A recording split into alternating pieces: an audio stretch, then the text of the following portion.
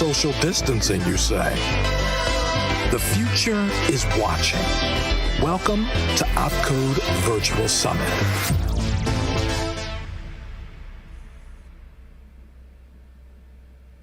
All right, cool. So why are you all here and what are we here to talk about? So we will be showing a lot of cats throughout this presentation, as mentioned. We'll introduce the concept of purple teaming and how we practice it at Microsoft. We'll also talk briefly about how a typical command and control infrastructure works and talk specifically about the C2 infrastructure that we've implemented. We'll also do a deep dive into the APT research that we've done and how we've implemented many TTPs to achieve APT emulation. And lastly, we'll just talk specifically about the different TTPs that we have implemented. So to start off, let's talk about purple teaming. So what is purple teaming? I'll let you all read the formal definition, but basically it's a methodology where the two sides, red and blue, come together and share knowledge with the ultimate goal of making each other better. And for those who aren't familiar, which I'm sure most of you are, with the concept of red versus blue, obviously the red team is impersonating the real attackers and actively trying to break into systems, whereas the blue team is monitoring the attacker activity and trying to detect and evict them from environments. So how does a typical purple teaming exercise work and how do we do it at Microsoft? So typically the red team is issuing attacks against test environments that are stood up specifically for this exercise. And their goal is really to see how they're getting detected, what attacks are being caught, and then use that knowledge to improve their evasion tactics. Whereas the blue team, on the other hand, is monitoring red team attacks and looking for any alerts that may fire. And this allows them to see gaps in their detections and ultimately make improvements.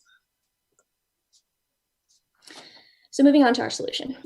What does purple teaming really have to do with APT emulation? Why are we bringing this up? Ultimately, we wanted to improve this process. We wanted to improve our exercises and make them more efficient. We wanted the blue team to really be able to not just detect red team actions, but detect real APT actions as well. So this drove us to create a tool, which we've named Copycat, to try and achieve this goal. It has a built-in C2 infrastructure. We've also done in-depth APT research, which has helped us to implement many APT tactics, techniques, and procedures in order to achieve APT emulation. And lastly, we've also implemented a lot of custom modules to assist our APT campaigns. So pivoting off of purple teaming, we'll now start to talk about our C2 infrastructure that we've implemented. And you may also be wondering, what does a C2 have to do with this? How does a C2 help us achieve this goal? Well, first off, we're already using C2s in our engagements, so we're familiar with them and we know how they work. Secondly, they make it really easy to deploy binaries for the different APT groups that we support.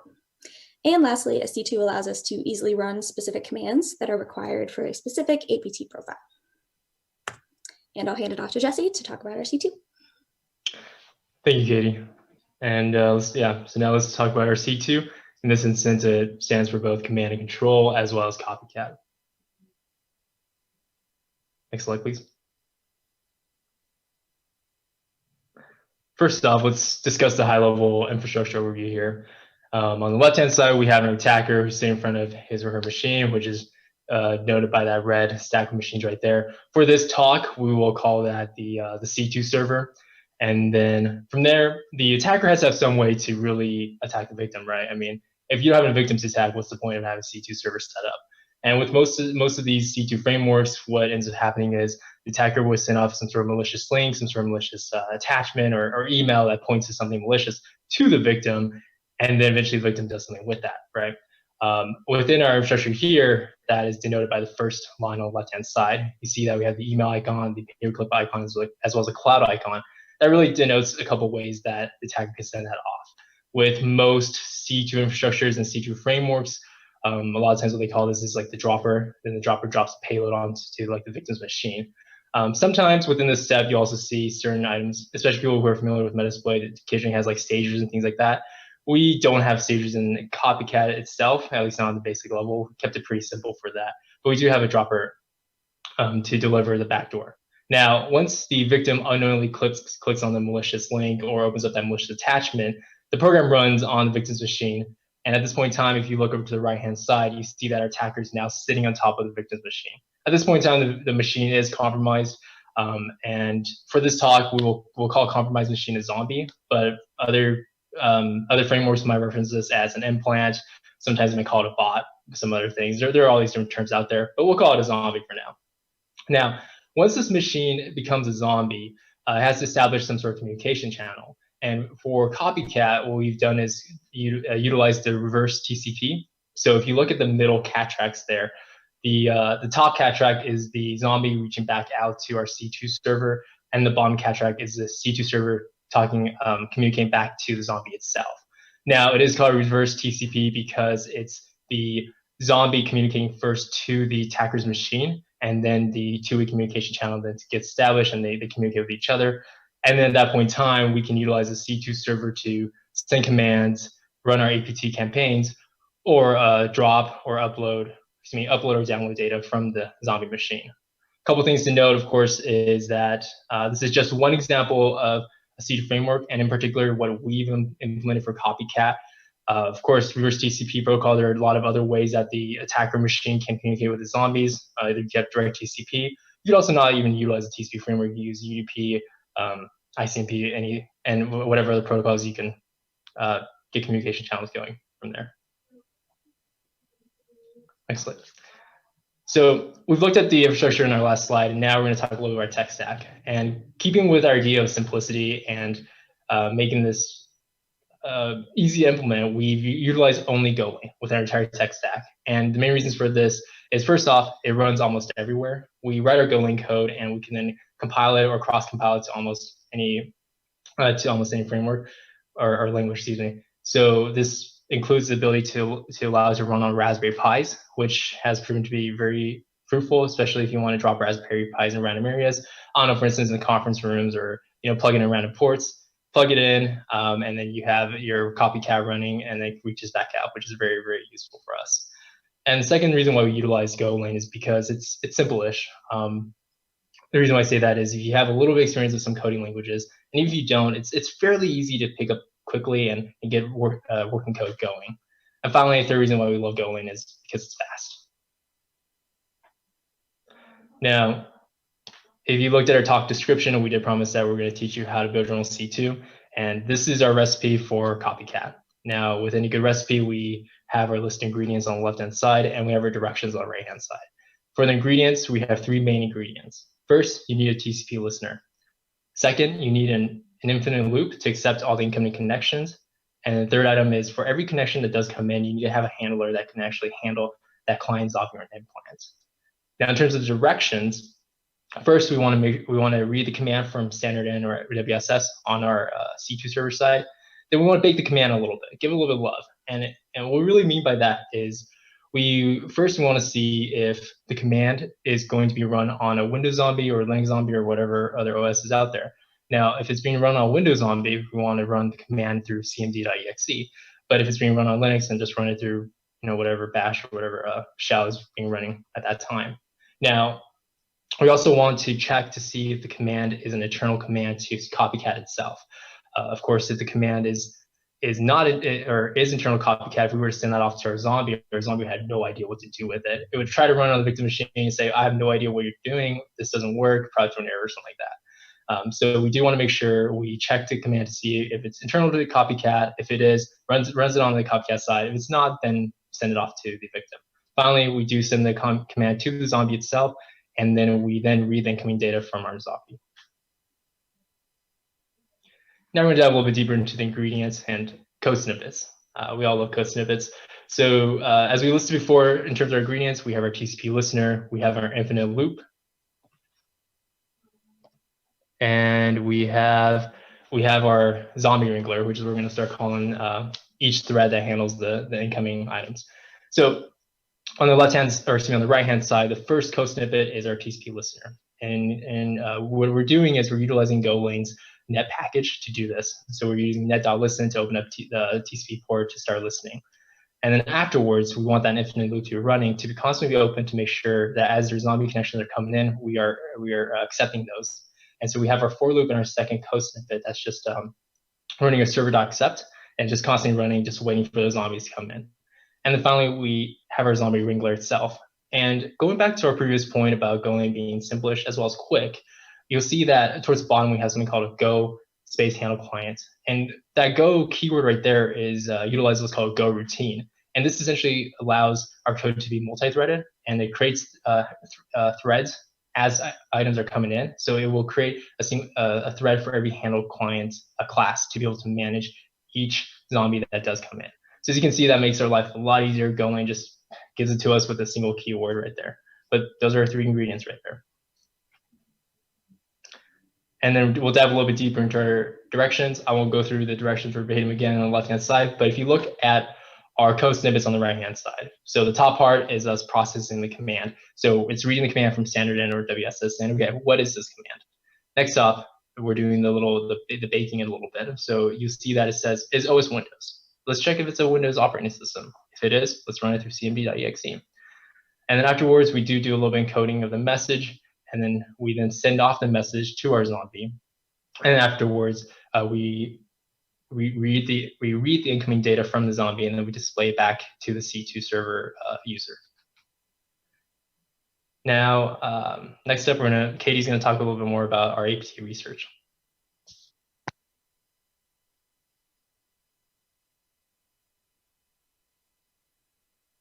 Katie, you're on mute. Good call. Okay, cool. Thanks, Jesse. So starting off, we're going to talk a little bit about how we find the campaigns that we're going to implement. So we use a variety of different resources, both internally as well as externally to Microsoft. We start off doing a little bit of research on the APT to understand just at a high level the different TTPs that are used. So we do this by gathering knowledge online from, for example, Twitter or different blogs or RSS feeds. And we also consult with our internal threat intel team, as well as our SOC, to kind of get a good idea about which APTs may be top of mind. Then once we have that foundational knowledge, we then go looking for actual samples and reports that will give us specific IOCs that we can implement. We gather this data from a variety of online resources, including those listed here. And it's important to note some of these are free, and you can look at the samples and reports with free of charge, but some do cost money to sign up.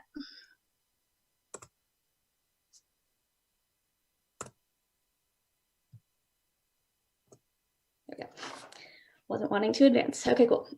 So once we identify our samples and reports, we then need to figure out exactly what IOCs we want to emulate. So we do this in a variety of ways. We've developed some automation into our tool that does automatic IOC extraction from various feeds and blogs, looking for things specifically like file names and registry keys. And then we also do a bit of manual analysis in addition to automation to extract those IOCs. We look through the reports and code and try to identify things like file names, registry keys, domain names, etc. And lastly, we take the actual code samples that the real APTs used and do a bit of reverse engineering. But of course, we do strip out the malicious parts and try to replace them with something benign, perhaps popping calc instead of the malicious binary, while still retaining the same functionality. So now we've identified our IOCs that we want to emulate. So now we have to implement this into Copycat.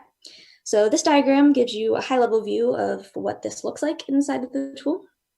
So basically, we have our threat actor, which can have profiles. And the profiles are, of course, unique to each threat actor or APT group. So those are represented by the fingerprints. Then for each of the profiles, you can have one or more campaigns. And these campaigns consist of 3 different things. So first, we have a command file, which lists all the commands that will take place on the victim machine when the campaign is executed. We also have any tools included in the campaign that are used to assist the campaign on the victim machine. And then lastly, we have a README file, which basically just gives an overview of the APT group itself, as well as the different actions that will take place within the campaign. So now we'll move into specific examples of the different profiles as well as campaigns that we've implemented inside of Copycat. So starting off, this first campaign is from the APT group Turla Dark Neuron.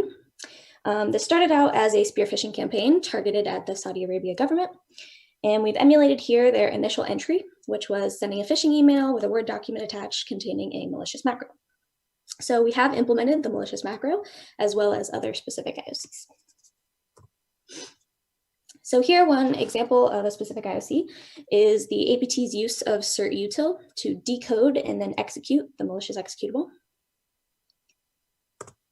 And then here we have the base64 encoded payload that is decoded and then executed. So for this example, this chunk of code actually triggered an alert by AV. So this forced us to come up with ways to evade the detection.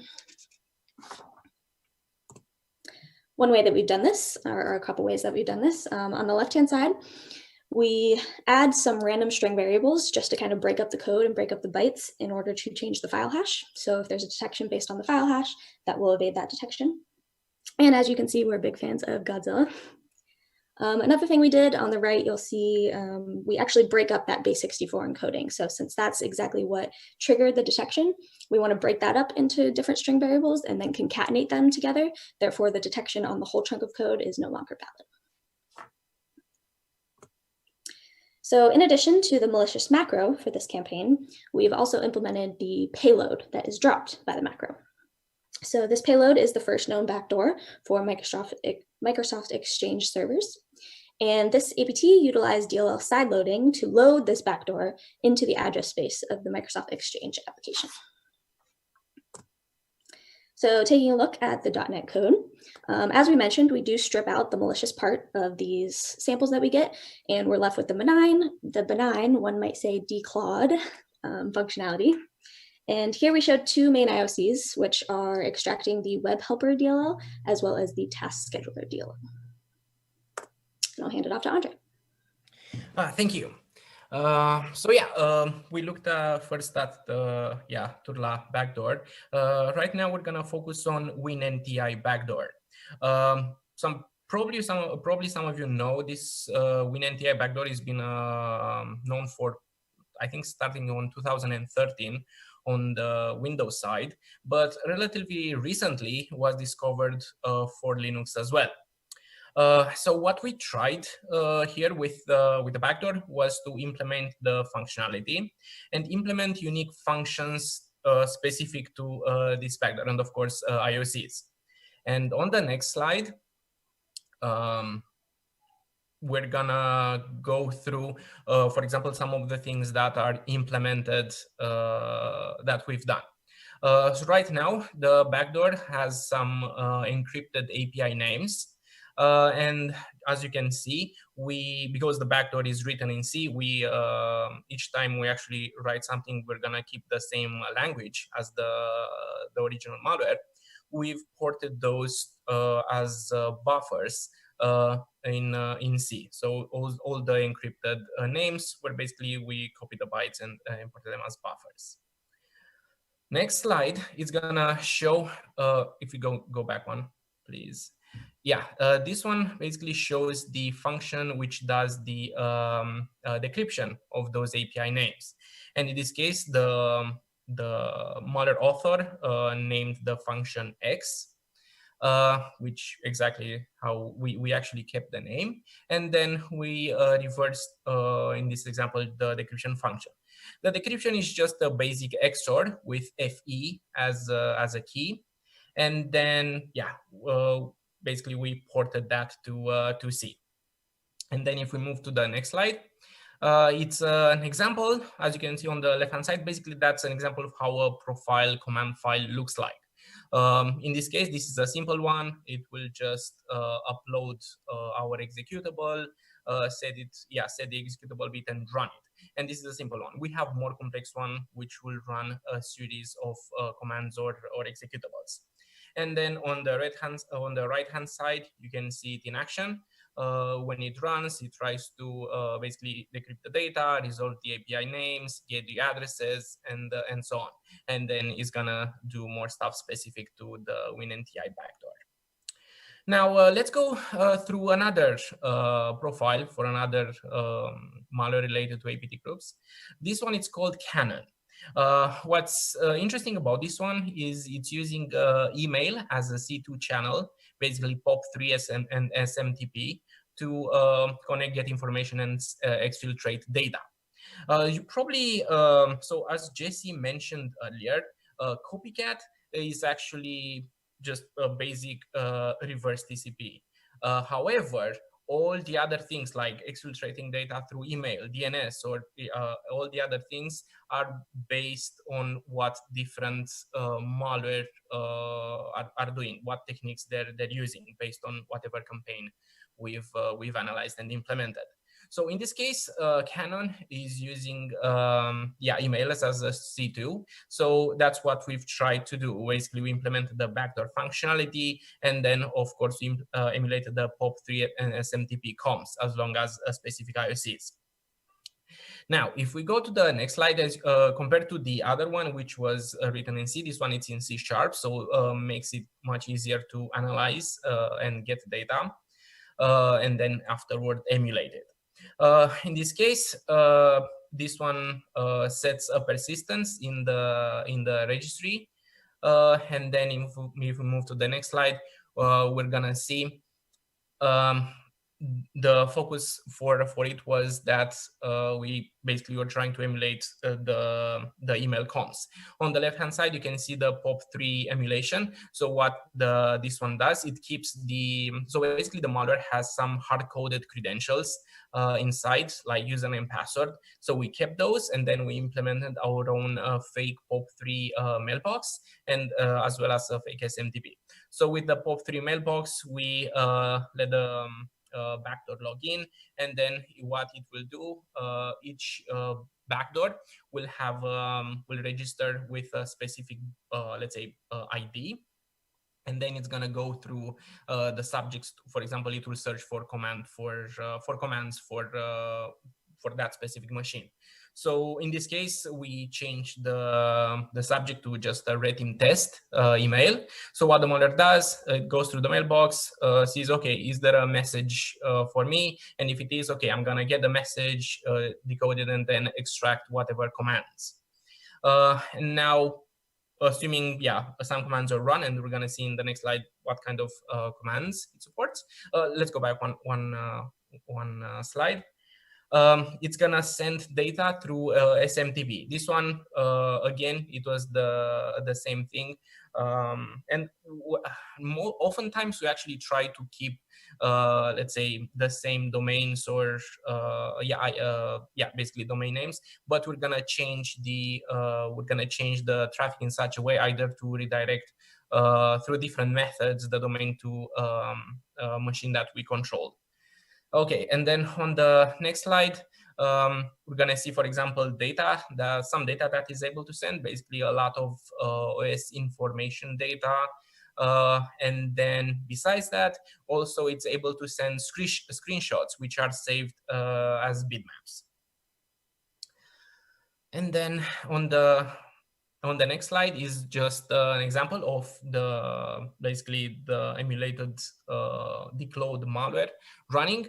On the left-hand side, you can see it connects to a POP3 mailbox, and it will try to get specific data for the backdoor. And then on the right-hand side, it actually exfiltrates data through SMTP. And now we're gonna go to another profile called Ave Maria, and Jesse will go through it. Thank you. Thank you, Andrei. And as Andrei mentioned, let's talk about Ave Maria. So this is another profile that we've implemented. And this one here is reportedly attributed to the Fin7 group. Fin7, if you haven't heard, is also aka known as Carbonac, as well as some other things. They are a very, very successful APT actor out there that has made a lot of money. A lot of times, I think in the last couple of years, if we think about some of the retail or bank getting tagged, may or may not, most of the time may or may not be attributed to the Fin7 group. So anyways, Ave Maria was reportedly attributed to that group.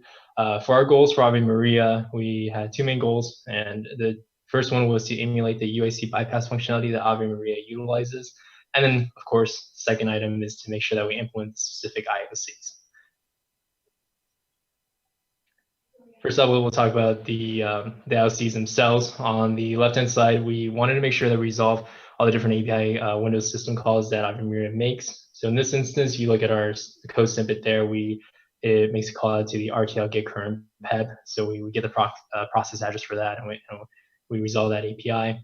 And then We also wanted to make sure that we emulated the dropping the file from the resources within the executable file itself. And so if you look on the right-hand side, one of the resources within the executable is a wm_disp. And so we, as the malware does, we do a find resource on that, and then we also load the resource.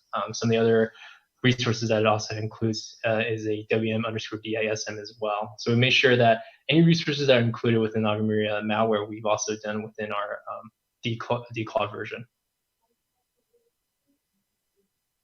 And then, as we stated, one of the first goals is to emulate the USB bypass. In this instance, Ave Maria utilized a fairly well-known USB bypass now, which utilizes the package manager.exe.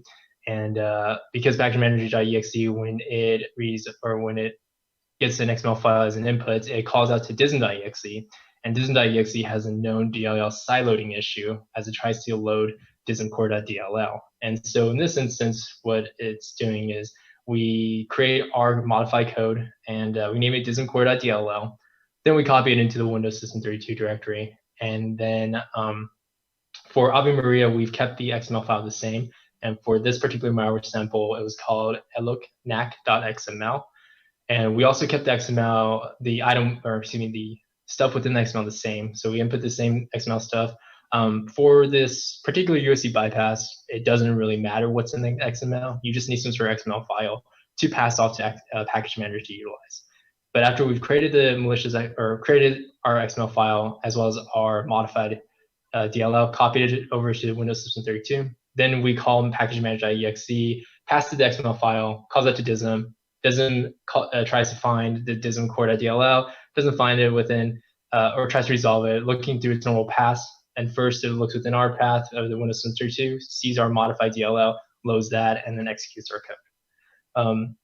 And Andrei already mentioned this a little bit, but I think some people might have been wondering, why is this so simple? When we were talking about our C2 infrastructure itself, and the beauty of it is, if you look through Ave Maria or Canon or WinNTI or Turtle Dark Neuron, is that we kept it simple because it allows us to really morph the copycat as new APT profiles come out. With every new APT profile, every new technique that's out there, we can utilize those techniques or tactics, and then we can make copycat better and make it more elusive. And so with every new technique comes out, we borrow from the attackers. Like, why not, right? If they've already written the code for us, let's borrow from them and utilize that. And so what we do is then we utilize that to make copycat even better and even stronger. And what's nice is it's constantly changing, it's constantly morphing, which makes it a lot harder for the good guys to try to catch us. And next up, we're going to talk about some demos. Go, Katie. Awesome. Thanks, Jesse. Okay, so now we'll see our tool in action. So this first campaign that we're running is for Ave Maria, which Jesse just explained. As you can see, the zombie has connected back to RC2, and we have some creative names that are randomly generated as well. So we issued a help command, and this shows all the possible commands that can be run within Copycat. So we'll start off with the get APT command. So if it's just run by itself, it will list all of the different profiles and campaigns that we currently have supported. And we will start off with the Fin7 campaign. And we'll use the info APT command to basically lay out an overview of what this campaign will do when executed on the victim machine. So as you can see, it prints out just an overview of the actions, as well as a link provided to if you want to go and learn more about this APT group. So we also use get APT command in conjunction with a specific campaign to issue that campaign on the victim machine. So we wanted to make this as verbose as possible to print out all the actions it's taking one by one.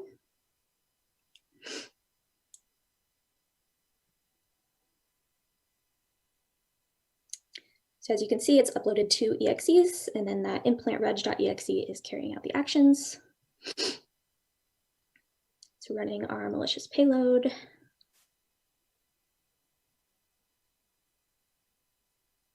And dropping those DLLs as well as the XML file that Jesse mentioned.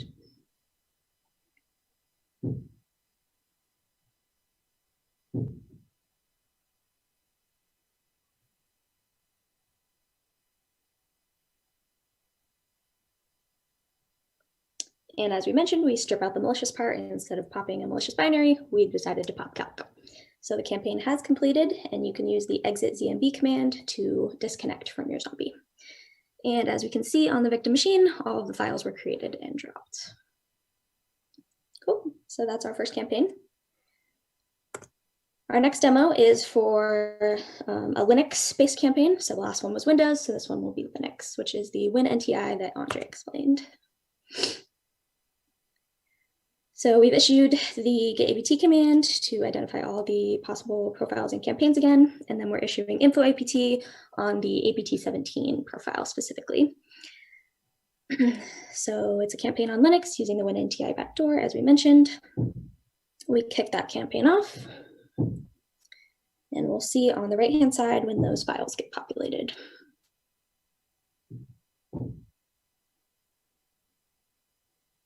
And we can see that that was dropped. Sweet. And our last demo, which is going to be a little bit different. So the first two demos and most of the campaigns we talked about today were pretty in-depth. They involved doing a lot of reverse engineering and implementing specific IOCs. For this one, it's a little bit simpler. We're testing some different kinds of detections that are based specifically on just file names that are dropped on the victim machine. So this particular campaign is the Grand Crab campaign, which basically just uploads all the files that they're all the same names that are associated with the APT, named exactly the way the APT named them. However, all we're doing is just creating those files on the victim machine and then dropping them with the goal of testing the detection on those file names specifically. And those are our demos. Any questions? Yeah, actually. So one of the question in the chat is, how does your tool compare to something like Caldera?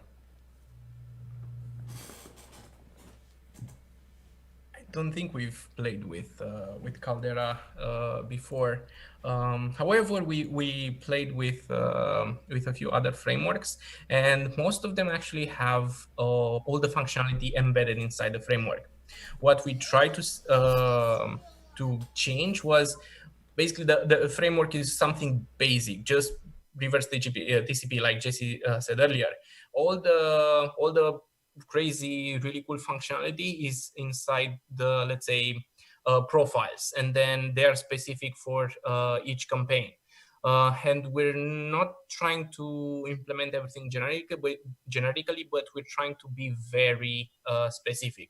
And maybe, yeah, either Katie or Jesse can, if you have any other ideas. Or yeah, I agree with you, Andrei. I just took a quick look at Caldera here, and I think that last statement you said is a differentiation, which is we are looking at existing and the real attacks that are out there, and we're reverse engineering those. Versus Caldera looks like it runs through the attack framework, the MITRE framework, and tries to emulate certain things, but it doesn't actually take real life ones and try to attack existing systems. And I think that's the major difference between ours and Caldera. Okay. And one other thing was we're also trying to, when we do this, for example, when we try to emulate different APT groups, we can also, for example, do it directly on production, because everything that we do is designed to not be malicious. The model is declawed, we emulate everything, and so on. So yeah, that's another thing. The next question was, any plans to add Astra Roth attack chain to Copycat? Oh, which one can you? Astra Roth.